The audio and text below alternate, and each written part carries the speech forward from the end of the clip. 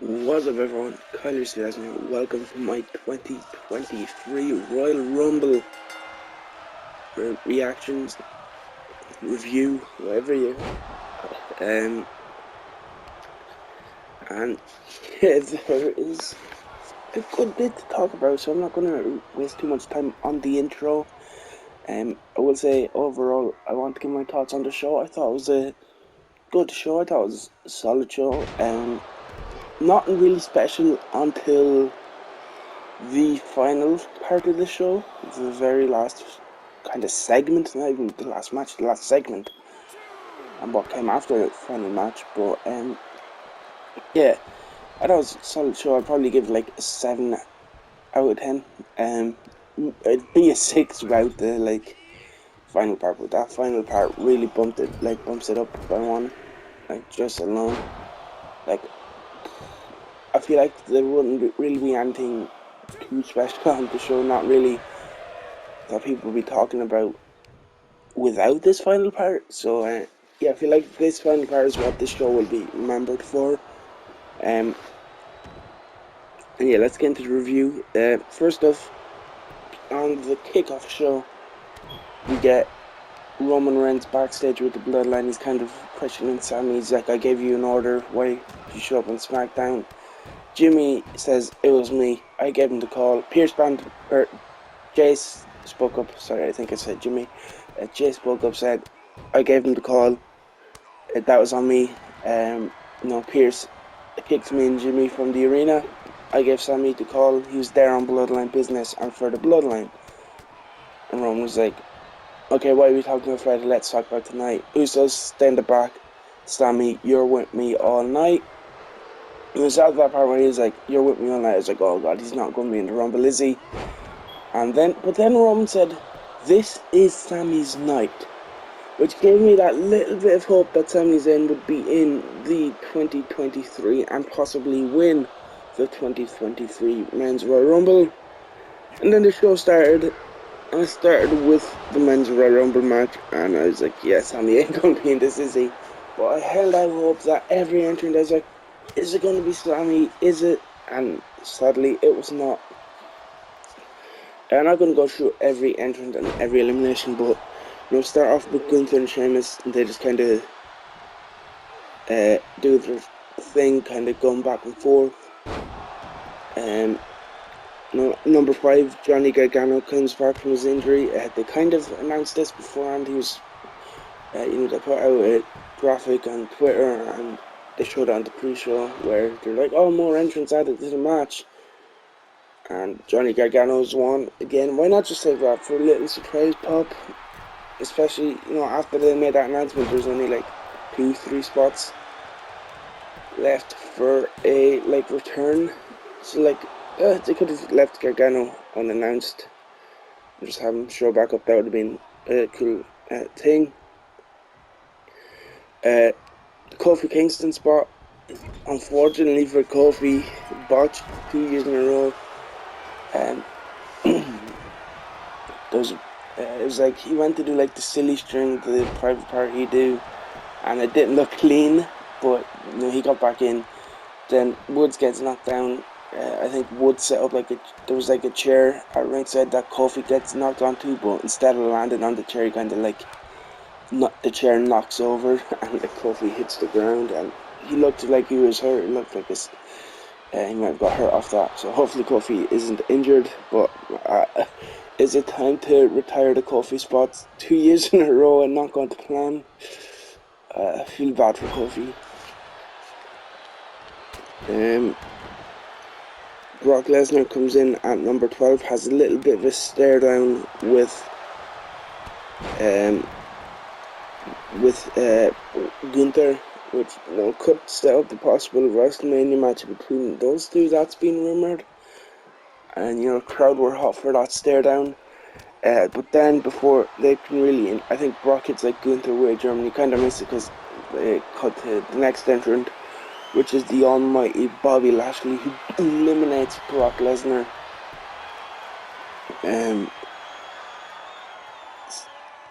So yeah, Brock eliminated by Lashley, which again kind of continues the feud that they've gone. and a big pop for Lashley. They're eliminating Brock. Then the next notable thing to happen, number 17, Rey Mysterio's music hits and he just doesn't show up.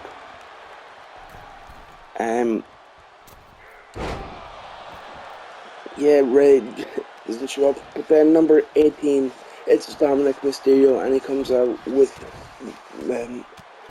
Rey's mask, so implying Dominic attacked Rey backstage. They could have at least cut to Rey backstage, like lying on the ground, hurt, and kind of like saying, "Oh, like Rey got attacked."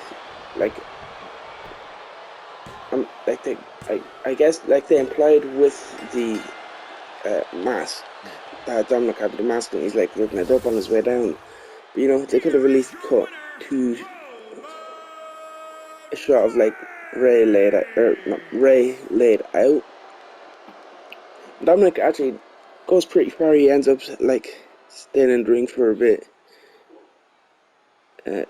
25 minutes Dominic Mysterio lasted, you know, which isn't bad. Then we get our first kind of surprise entrant, which is number 21, Booker T. But Booker comes out, like does his thing, bookend, scissor kick, spinner Rooney, then gets thrown out by Gunther, only lasting like 40 seconds. Then number 24, you know,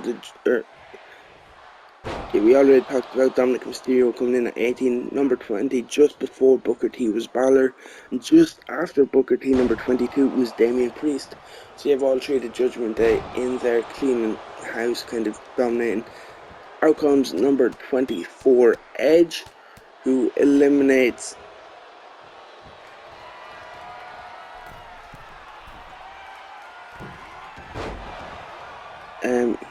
the Judgment Day. And, you know, then that leads to Edge then gets eliminated after saying here yeah, kind of like bite it, and then he chases Balor down the ramp, and they kind of start fighting on the stage. Out comes Rhea Ripley, deck Edge, and then bang, spear from Beth Phoenix. So, you know, kind of setting up Beth versus Rhea, or like Beth and Edge versus Rhea and Dom, or Rhea and Balor, Rhea Priest. So yeah, there's something there. Number 29, another kind of surprise, was Logan Paul. And then number 30, the returning Cody Rhodes, who was announced to already be in this, but he still got a decent reaction. There's a good spot between Ricochet and Logan Paul, both opposite sides of the ring, spring up, crossbody in the middle of the ring. They collide mid-air. It looked very cool. Yeah.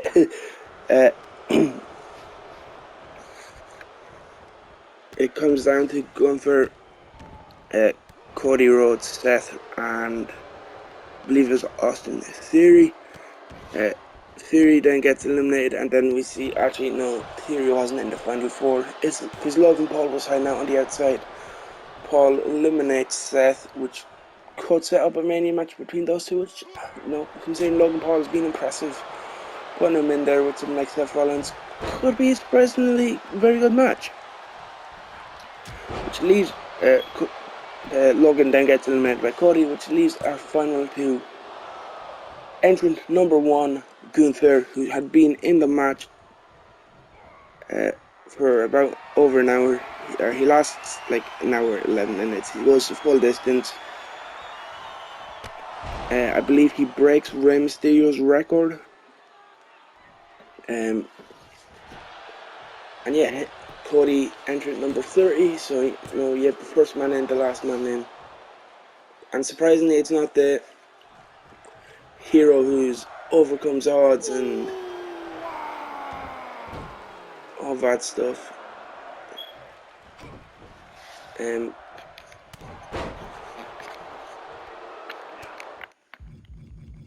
I just want to check something. Is Roman just killing Sami, or do I actually have? I have not a CPU. Roman just killed Sami. Yeah, where was it? Oh yeah, it was Downtown Man who entered number one, who is the heel and not the hero babyface who normally overcomes. His like whole thing is overcoming odds and stuff. Which I feel like having Cody at 30 was a bit meh. Like I feel like a lot of people expected Cody to like have it like not really like the Iron Man, but be in the match. Maybe be the Iron Man, but a lot of people expected Cody to be in the match early and have to like fight like the odds. But instead, it was Gunther, and by the end of it, you were kind of like, oh, I kind of want Gunther to pull it out. But we all know it's going to be Cody Rhodes. And like, I kind of get why you want Cody to be last out and kind of keep the crowd waiting for him to return. You also, the longer it takes Cody to come out, you know, you kind of hope that the crowd aren't thinking about Sami, and you know, you could have it. If it wasn't Cody, you could have had a like Daniel Bryan 2014 situation where the crowd turned and booed Ray because it wasn't Daniel. So I guess that may be in their logic, and I think that's why they put this on number one as well. So like, even if the crowd weren't happy with Sami, they would be later on. But yeah, I feel like the final two was great. It's one of the best final twos ever, I'd say. It's up there with Taker and Shawn.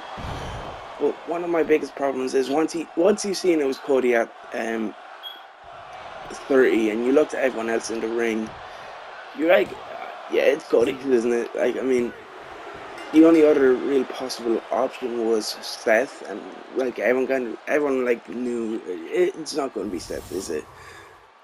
But he was like the most likely other one. Like Gunther was IC champion. Like Logan Paul wasn't winning the Rumble. Like Strowman, I believe is still in there. Ricochet, Austin Theory was in there. I can't remember who else. I think Sheamus and Drew maybe. But like, yeah, out of everyone that was left there, it was kind of obvious it was going to the American Nightmare. But yeah, really enjoyed the final two, and it's one of the best final twos they have done. And I like that they had like a mini little match they were going at for probably about 5-ish minutes before eventually Gunther gets hit with a crossroads and clotheslined over the top. And a very impressive performance by Gunther, I do have to say. But yeah, Cody Rhodes wins the Royal Rumble. Then we had the Mountain Dew Pitch Black match, which was something. Like, I thought the visuals of like all the neon and stuff looked cool, but the match itself was only 5 minutes. They kept it short. It wasn't really anything special. LA Knight puts Bray through the announce table with kind of like a crossbody off the steps. The only that's all I can really remember. The finish was Knight got like a glow in the dark kendo stick, which looked like a big like glow stick. But before he could hit Bray, he like gets hit with Sister Abigail 1, 2, 3.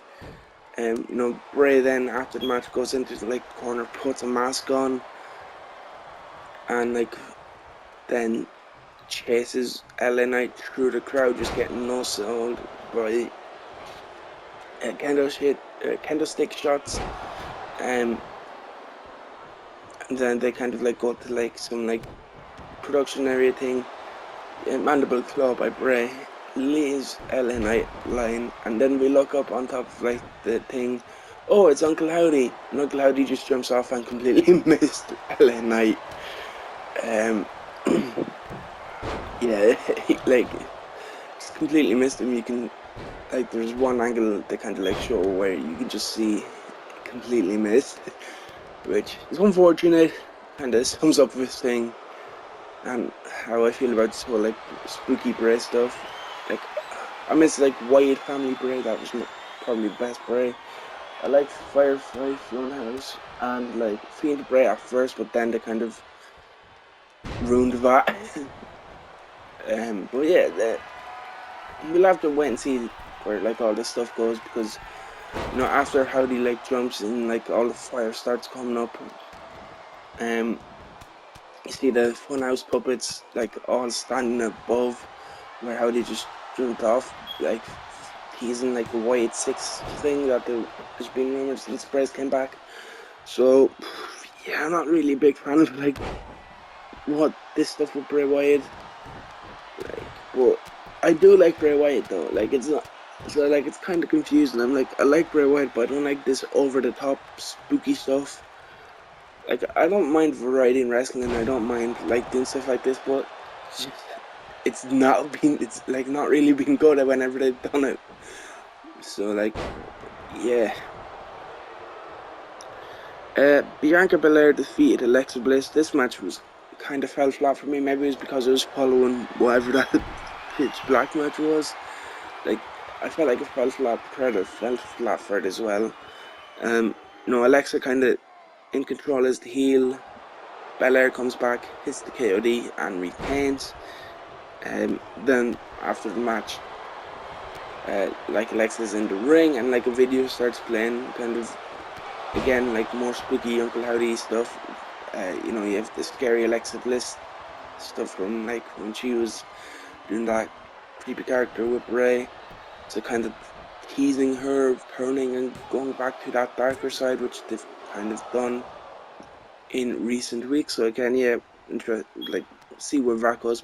Not the biggest fan of that stuff, not the biggest fan of that like Alexa stuff, but yeah, we'll see where it goes. Rhea Ripley then wins the Women's Royal Rumble from entering at number 1. So a big showing from number 1 in both Rumbles. Gunther going down to the final 2, Rhea winning from number 1. And again, like the Men's Rumble, a great finishing sequence. Again, that's like the Men's Rumble, that's probably the best part of the match. I forgot to mention, Pat McAfee, he was back on commentary as well. He came out at the very start of the show. He commentated the whole show. Happy to have Pat back. I forgot to mention it I just thought of it now. But yeah, happy to have Pat back. And also, so Women's Royal Rumble. I was decent Rumble. Kind of, unlike previous Royal Rumbles or Women's Royal Rumbles, there's a lot less reliance on bringing people in for this one. There was a couple of NXT and a couple of other people that we'll get to, but yeah, a lot, like normally most of the Women's Rumble is just like filled out with legends, but it goes to show how much, really, mainly since Triple H has came in, how much death and like there has been added to the women's roster. So we start off with Rhea Ripley and Liv Morgan, who, her whole thing was, I want to win from number 1. Well, she didn't draw number 1. She drew number 2. She goes the distance with Rhea. Actually, she comes down to Rhea and Liv. Then Bayley comes in at number 6. Then we get our first surprise entrant at number 8, which is the NXT Women's Champion Roxanne Perez. She got a big reaction. I believe she's from Texas, so got a good reaction from the San Antonio crowd. It was good to see Roxanne. Number 9, Dakota Kai, and number 10, Io Sky. How does it line up for that with Damage Control? All in. Bayley in at 6, Kai and Sky at 10, or 9 and 10 each. And they use the numbers games and just kind of clear house.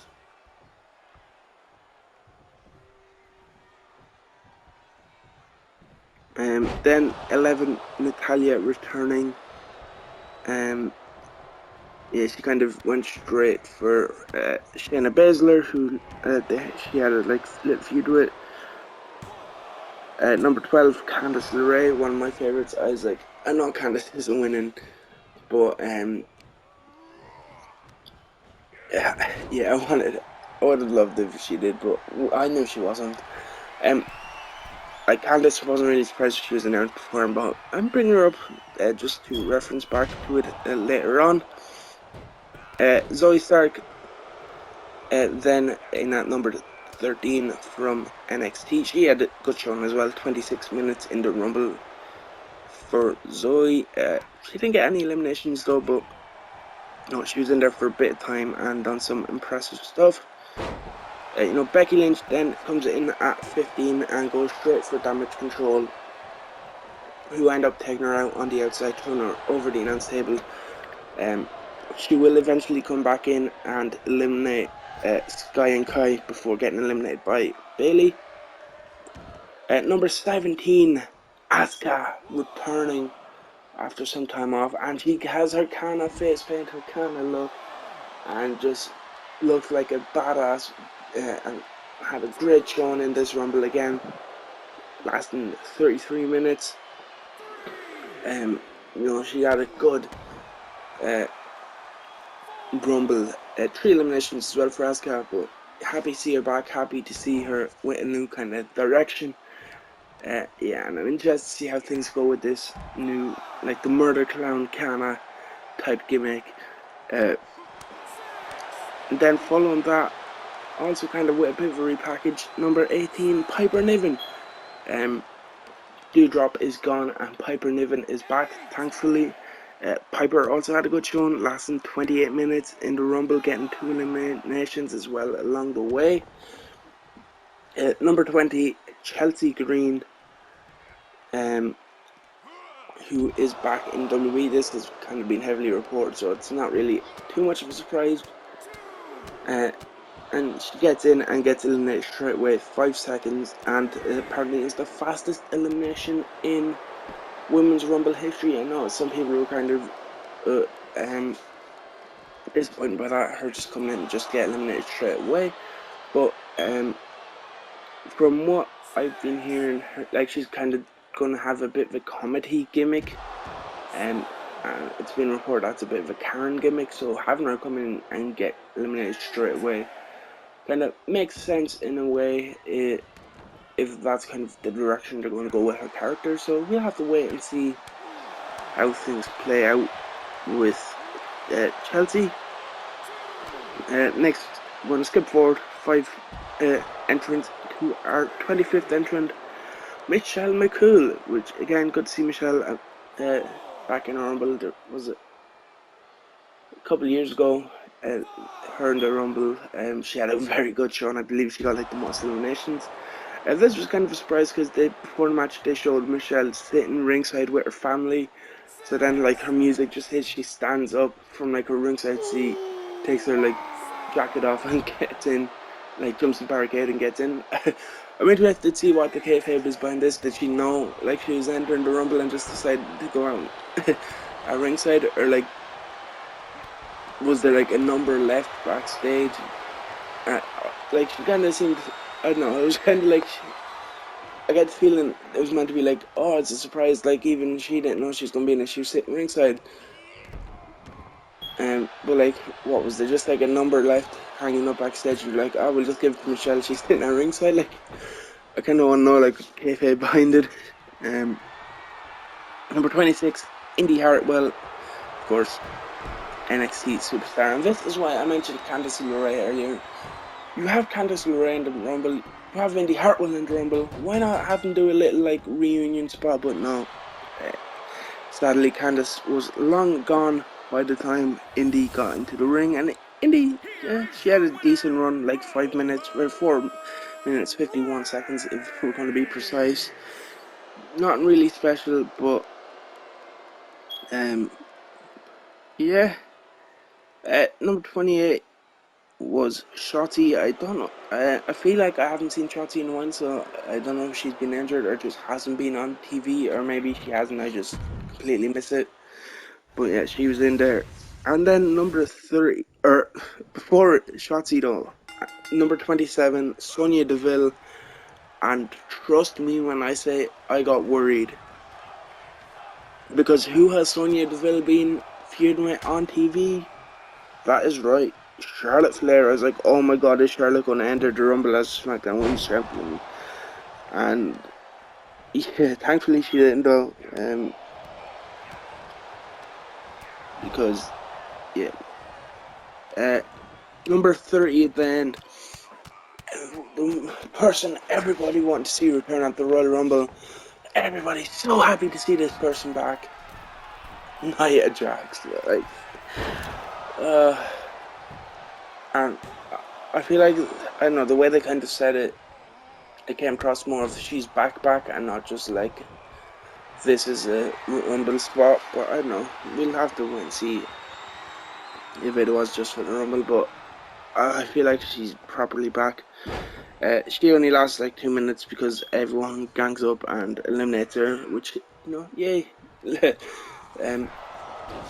Yeah, anyway, we get down to the closing stretch of the match. It comes down to the final 3, which was Asuka, Liv Morgan, and Rhea Ripley. Of course, number 1 and 2 in Rhea and Liv.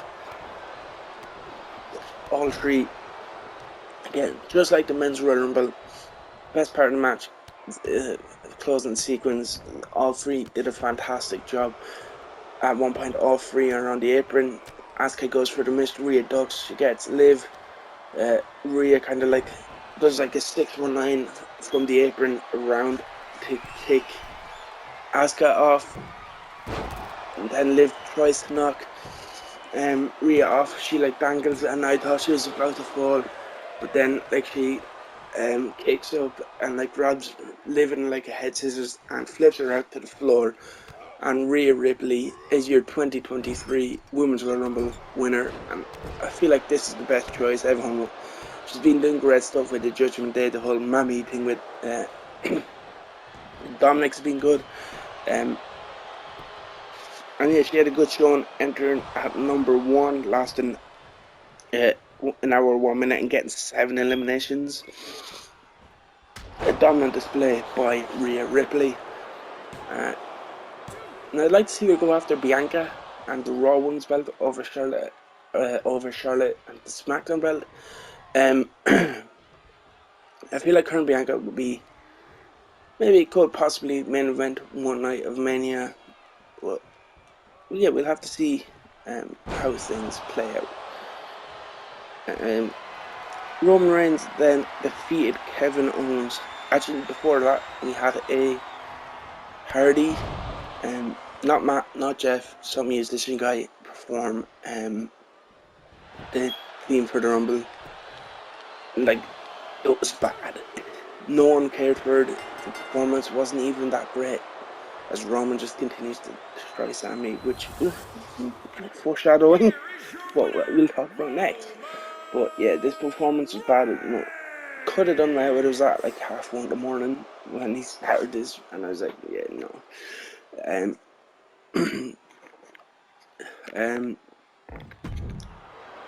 Yeah, it wasn't good. Roman Reigns then defeated Kevin Owens, and it was a solid match. I feel like it was a bit overshadowed by the whole Sami Zayn stuff. I feel like we were all waiting to see what happens with Sami more than we wanted for the actual match. But you know, Kevin and Roman did a solid job.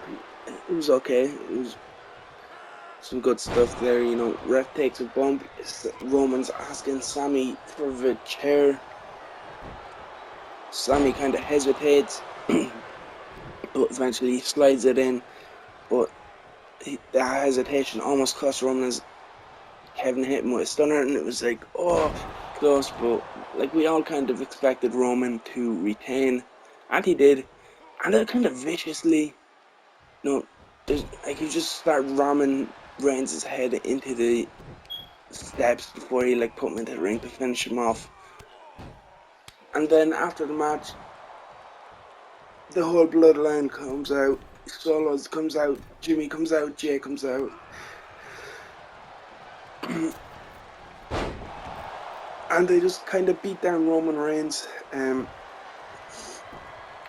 they handcuff him to the ropes and just super kick after super kick after super kick after super kick after super kick to Kevin. And then Roman grabs a chair and he's like, he kind of goes, he's about to hit Kevin with it. And Sami kind of steps in front of him. He's like, come on, that's enough. He's like, look at him. He's like, come on, enough's enough. And then Roman's like, here, you do it. You hit Kevin Owens. And Sami there with the chair kind of, for a second, you like steps behind Roman. You're like, oh, is he going to hit Roman? And he's not doing it. Then Roman kind of gets in his face, starts pushing him, shoving him back towards the rope. He's like, come on, do it for the bloodline. And again, Sami gets in position and hits Roman Reigns in the back. And it was Shield's vibes, the way Roman fell, the way Roman sounded. It was flashback to the Shield, and when I said that pop was the biggest thing you've heard on that card, and one of the biggest things you've heard from WWE in a long time, that pop was amazing. Oh, so good. That pop, like, that crowd reaction was perfect. Sami goes to Jay, he's like, I'm sorry, I had to do it, I'm sorry. And Jimmy super kicks Sami and starts beating him down solo. Starts beating him down. There's a point where Jimmy goes to Jay, I'm your brother, not him. But Jay, he doesn't do it. He just kind of stands there watching it. Then he gets out of the ring and walks up the ramp while the bloodline just destroys Sami. Reigns gets a chair and just starts killing him. I believe at one point he says, like, you torn my family apart or something along those lines, and just destroying him with the chair. The crowd in San Antonio are chanting, fuck you, Roman. Like, I've never heard, like, Roman, like, that. I feel like that was legit heel heat. That wasn't like, go away, that's legit, fuck you, why you, like, oh, it was so good. I haven't seen a heel get like this heat.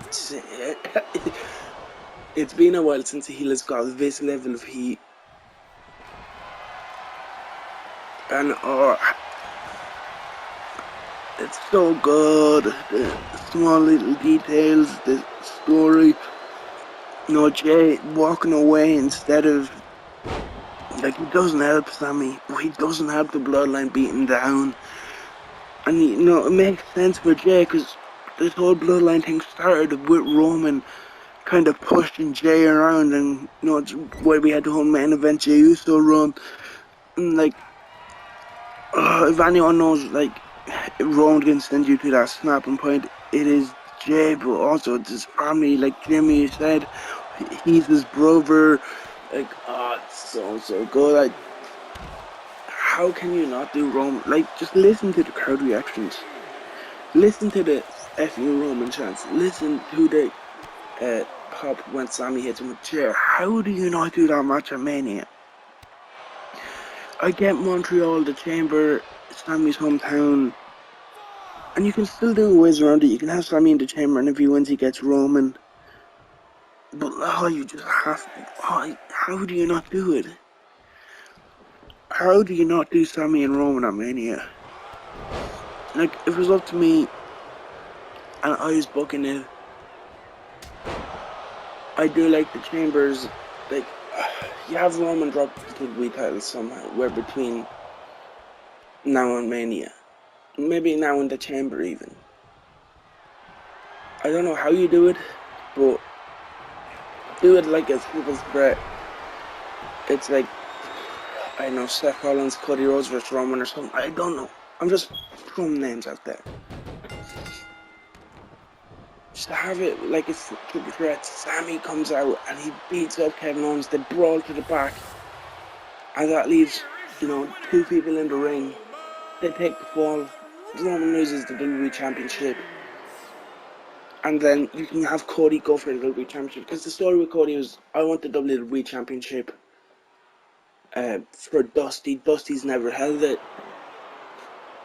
And you keep the Universal on Roman. Because that's the belt with Roman. That's the belt he's had since like 2 years. That's the belt he's had for like 1,000+ days. That is the belt that Roman has had like his hands on. So you continue Roman's big historic reign with that belt, and you carry that to Mania, where he eventually loses. Sami is the one to end that big run from Roman, and you can have your Cody and Seth, or Cody and Seth looks like it's probably Logan, but you have Cody and whoever. It doesn't matter. For the WWE title, that way you can tell the story of Cody one night, and then you can tell the story of Sami on night 2, versus like Sami night 1, Cody night 2. It doesn't matter. But I don't know how. I don't know how you can't have Sami and Roman at Mania. To me, I know the rumor and what everyone's saying is Sami and Kevin versus the Usos for the tag belts. To me, that's a bit anticlimactic. To me, that's anticlimactic, and in a way, doesn't really make sense. I guess you could make it make sense between now and Mania, but because you could have Jay going, I stood up for you, Sami, and you kind of betrayed me by like turning on my family, but like as of now it looks like there's like tension between the Bloodline and Jay, because Jay walked out. Like, so I know, like, Jay's kind of had Sami's back recently. Like, why would Sami like turn on? Like, Sami's problem is with Roman. It's not with Jay. It's not even with Jimmy or Solo. His problem is with Roman. So, like, I don't think you get the same story or the same emotional connection by doing the Usos than you would with Roman. Like, that tag match just seems anticlimactic, and with what they've told in the story doesn't really make sense to me. Like, why would Sami want to take the tag belts? Like, as I said, his problem has been Roman, and it was Roman who drove him too far, not Jimmy, not Jay, not even Solo. And you could have him saying, I hit him with the chair because Paul Heyman told me to stay 3 steps ahead, which could cause tension between Roman and Paul. But yeah, I don't know. I'm interested to see how they handle this, because, as I said, I feel like any other blow-off and any other conclusion to this feud that isn't Sami versus Roman at Mania is anticlimactic. I don't know.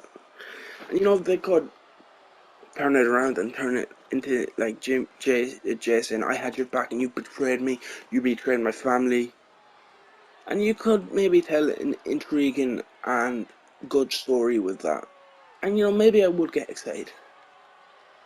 I don't know, I feel like the money is with Sami and Roman. And if that's let me know what you think in the comment section below, because that is my thoughts on the 2023 Royal Rumble. Leave a like, let me know in the comment section what you think. Subscribe, and I'll see you in the next one.